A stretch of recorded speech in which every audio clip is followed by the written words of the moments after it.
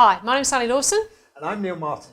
And we're here because we're going to ask Neil why he creates so much free content. Why do you? Why do you create so much free content that you just literally just give away? Well, why wouldn't you? I mean, let me give you an example for a minute, Sally. If I come up to you in the street and I said, I want to give you this amazing gift, but I need to deliver it to your house. Can I have your address, please? No chance. No, you wouldn't give me your address if I was a random stranger in the street. So why is it that people expect that online? Why is it that so many websites, blogs, whatever, say, look, I've got this thing I want to share with you, I want to give you, but first you've got to give me your email address. Why is it perceived that that has no value and that it's okay to just give it to everybody? Because let's face it, we all know now that if you give your email address to somebody, they're going to send you messages. And for that same reason that you probably wouldn't want to give your address to a random stranger, just in case they're going to keep coming around your house, right? It's the same thing. You don't want people to keep filling up your inbox if you're not actually interested in what they've got to say. So why not share something that's proper free? What I would call free, or even maybe free squared. Totally free. Totally free. There's no commitment, there's no sign up, there's no email address, there's no nothing. Here's some information that I think is of value to the kind of people that I want to help. But are you not worried that one of your competitors is going to find this stuff and rip it off, copy it, change it, make it their own? No, not at all. Because for me, I started Natural Juice Junkie because I wanted to make a difference. I had gone through an experience with my own health where I'd gone from not being able to walk upstairs without getting out of breath, where I was over 18 stone, I had a list of illnesses like this that was growing, to getting my health back. And to go from not being able to run not being able to run a bath, to running ultramarathons.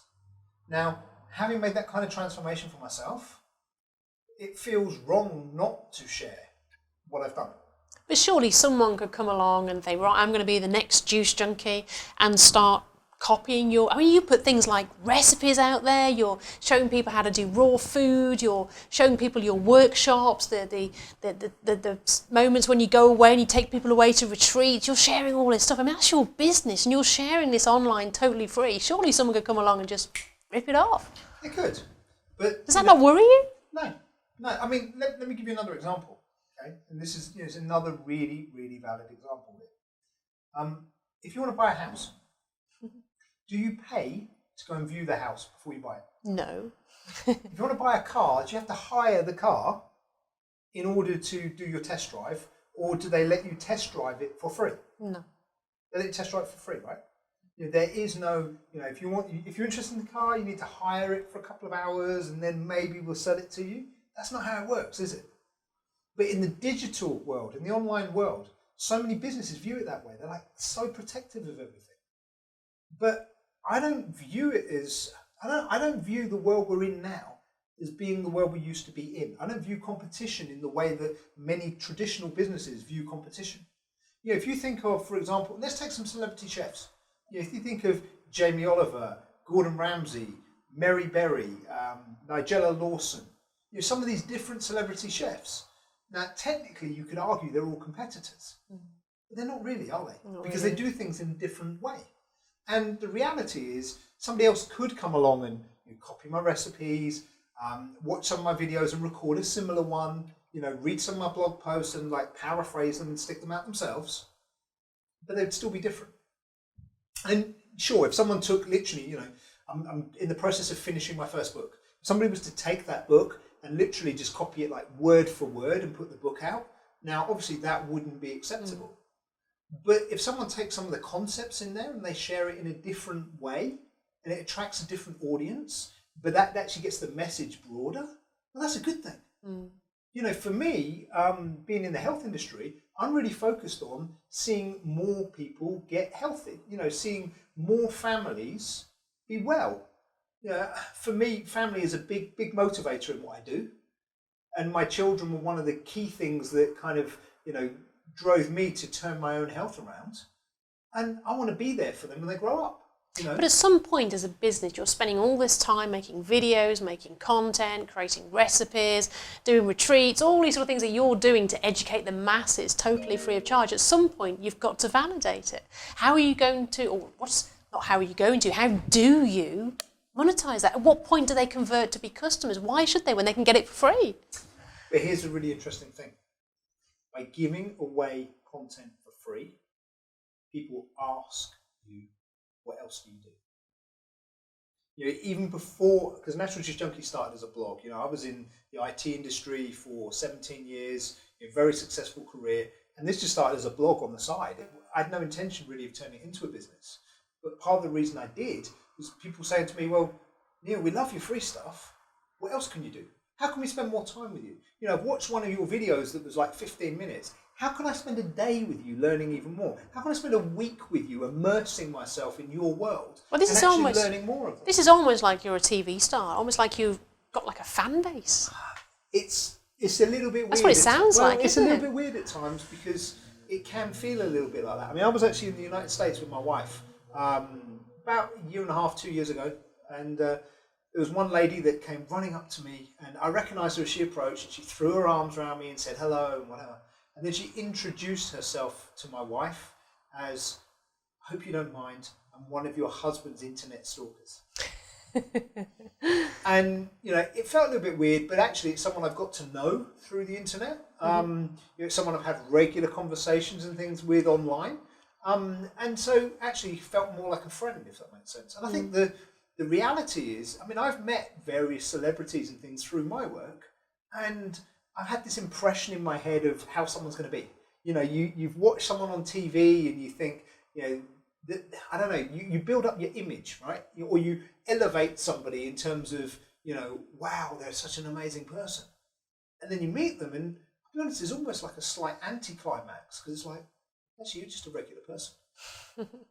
You know, I mean, for example, I've spoken at events alongside various celebrity chefs, and I've spoken at various health events alongside your athletes and various other things. And I mean, if I take someone like Jamie Oliver, I mean, Jamie Oliver's about the same age as me. He's got a wife, he's got young children, again, similar to me. And actually, when I met him and was chatting with him, it was like chatting to a friend, you know? It wasn't like chatting to this guy I've seen on TV for years. It wasn't like there's some big, you know, celebrity force field thing going on. You know, it's just two regular guys of around 40 years of age having a chat. And I think, you know, the world we're in now, there's more and more of that. You know, a lot of people actually do get a kind of celebrity status.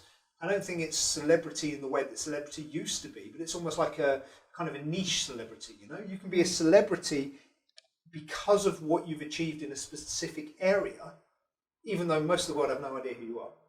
You can be the number one or number two person in your industry, but outside of your industry, you're a nobody, right? What's really interesting, you've had some pretty amazing stats. I mean, you've had over 1 million hits on your website in like 18... It's like more than 1.5 million. I mean, it's really? In like 18 months, was that? Yeah, I mean, it's big numbers in a short space of time. For a new website, that is phenomenal. Absolutely. But it's because of the engagement with real free content. Free. Yeah. Right? And let's just stress the words free. It's not about free, it's about free. And the other thing I think really interesting as well is that a lot of people, a lot of businesses that I talk to, they think that when they create a video, it's got to be high tech, branded, TV studio, all very polished. And yet yours is, in the main, just you and an iPhone, and that's it. Absolutely. I think we've gone beyond the polished. And I think, you know, it's maybe a trend that started with TV. Because if you think, you know, you go back, 20 years, something like that, and nothing on TV was on TV unless it was polished, edited, and everything else. And then we had reality TV. You know, programs like Big Brother came along. Was that 20 years ago? My God. Do you know what? I don't think it's 20. It's a long time 20 ago. years ago, but it's got to be rapidly approaching that. Yeah, and programs like Big Brother came along, and suddenly we're watching what really is like closed-circuit television in a house, right? And you know, then you've got various other programs. I mean, you've even got, I've got to be honest and say I haven't watched it, but there's this program, Gogglebox, that is watching people watching TV. You know, it's just cameras in the house and you watch the people watching TV. And I think we've kind of shifted. You know, it's gone from everything having to be polished and professional to actually, let's have it real. And why do you think that is? Why do you think we've made that shift from polished, branded, spent loads of money on this to people preferring to watch just something on an iPhone? Because I think, personally, I believe that people want to see what the real, true, authentic story is. You know, you can go out and you can spend a fortune airbrushing everything and on lighting and, you know, makeup and all of this kind of stuff. And that's not necessarily what's real. So, you know, people can put themselves out there in a way that actually is the genuine them. You know, I mean, if I'm going to make, I'll give you an example, okay? You know, this week, there was something in the news that I wanted to make a video on instantly. So I grabbed my iPhone, I went straight onto Facebook and did a live broadcast there and then. I didn't look in the mirror and say, have I had a shave today? I didn't think, what am I wearing today? I just thought, I need to comment on this, and I want to comment on it right now because it's literally just been breaking news. And I think it's really important to share my opinion on this because I have a strong opinion on this. And I don't want people that follow me and who respect my opinion to be seeing something in the media that might not quite be as it really is, you know, and I could see through some of it. So I just wanted to share my opinion like instantly. That's real. Now, what I could have done is I could have gone away and I could have written a script and I could have had a teleprompter and I could have had fancy lighting and I could have had, you know, 5 cameras going on and, you know, lots of stuff going on in post edit and all that. But that wouldn't be real. That wouldn't be authentic. That wouldn't be the truth of what I really think in that moment. And do you think people trust you more because they see the real Neil? I hope so. I mean, you know, I don't know, right? And I'm not. I think it's really important to stress here. I'm not trying to put myself on any kind of pedestal. I'm a regular guy. I'm a dad. I'm a businessman, and I'm a businessman that destroyed his health in the pursuit of, you know, living the dream. And when I got the dream, I realised actually without my health, this isn't worth anything. And so then I went on a journey to get my health back. When I got my health back, lots of people were saying to me, well, you know, Neil, what have you done? Where have you gone? You know, what's this green stuff you're always drinking? You know? And I just wanted to share that story because I could see that it could help other people. And actually, so it came from a passion, really. Absolutely. And I saw it starting to ripple amongst like friends and family. You know, you know, there's a guy that used to work for me, Mark Beddoe. And Mark's on Twitter and things himself now, right? And sharing his story and inspiring loads of people. It's fantastic. But, you know, Mark used to work for me and Mark was sending me messages through like Facebook and things like that saying, you know, Neil, where have you gone? What's that green stuff? What have you done? Because I see myself in your before pictures and I want some of this. What do I need to do? You know, and then, you know, I was getting these messages from all over the place and it was like, well, I kind of felt like it was a duty of mine almost to share it. You know, and like I say, not because I thought I was anything special, but actually because I was quite normal and I've just done things that are actually quite accessible and anyone could do if they just knew about them. So what would you say to a business owner that's looking for ways to promote themselves? They're finding advertising not working. They're thinking, I need to crack this social media thing and get stuff out there. They're probably fearful of sharing all their knowledge. They're worried about the technology aspect, the how to do it. What would you say is the most important aspect for them to really embrace? I think in 2 words, it's add value. Okay. Add value to your audience, to the people that you want to work with. You know, add audience to the people that you think you can help, that you can make a difference to. Don't worry about, you know, how is this going to turn into money at some point in the future or whatever. I genuinely believe if you put out enough value, value will come back and find you. You know, I mean, if you look at Facebook started in, I think it was 2004. In 2008, Mark Zuckerberg actually said, we need to think about how to monetize this within the next 3 years. So 4 years in, we need to think about how to monetize this within the next 3 years. And now, you know, it's a company worth billions and billions of dollars. But they didn't start it off with well, you know, we're going to start this thing called Facebook, but you can't join it unless you pay. You That wasn't the premise. It was, we're going to start this thing because we think it'd be really cool. And that story's been repeated with so many companies, hasn't it? It's about giving stuff away for free. It's how they've built their empire. Absolutely, absolutely.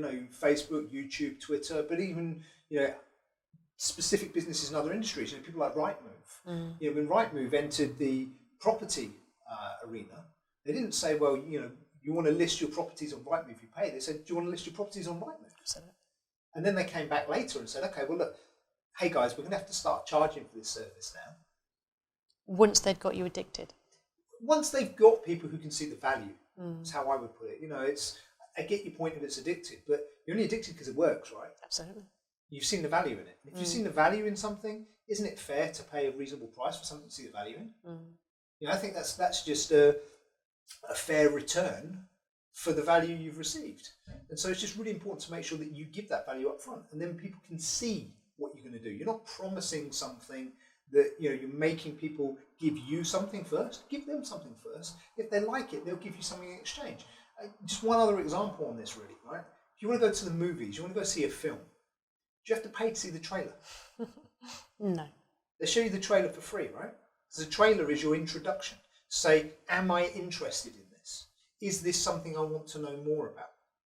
Now, a movie is about 90 minutes on average. 90 minutes to 3 hours, and a trailer's just a few minutes? Well, here's the thing. If you're trying to build a long-term relationship with somebody, a client relationship or a partnership relationship, where you want to work with someone on a long-term basis, when I say long-term, I'm not talking 90 minutes. Now, if somebody you're going to work with is for 90 minutes, you maybe give them 3 minutes for free. But if you're looking to build a relationship with someone that could last years, then maybe you need to give them a bit more than 3 minutes of content up front, right? So that's all it is. It's about giving the value that somebody says, okay, well, now I've had that value from you. What else can you do for me? And don't focus on how am I going to make money out of this. Now, clearly, as a business, you need to make money. So I'm not saying ignore that and it will all just magically come out of the air. But what I am saying is don't make that your prime focus. When it comes to creating content for your audience, make it completely free. At least in the starting points, there's enough that's completely free that people can get to know you. And once they get to know you, then they may choose to give you their contact details to find out stuff that goes into more detail or learn more from you. And genuinely, from my experience and from what I see and from other people I've worked with, that's what happens. People say, I love this free stuff. What else can you do for me? Brilliant. On that note, I hope you've enjoyed our free content video that we've made today. And if you did, please subscribe to our channel. See you soon. See you soon. To get somebody like the BBC or ITV or whatever, or Sky News to interview you, you had to have something that was really relevant to a mass audience. You couldn't jump on and say, I've got something that's really, really interesting to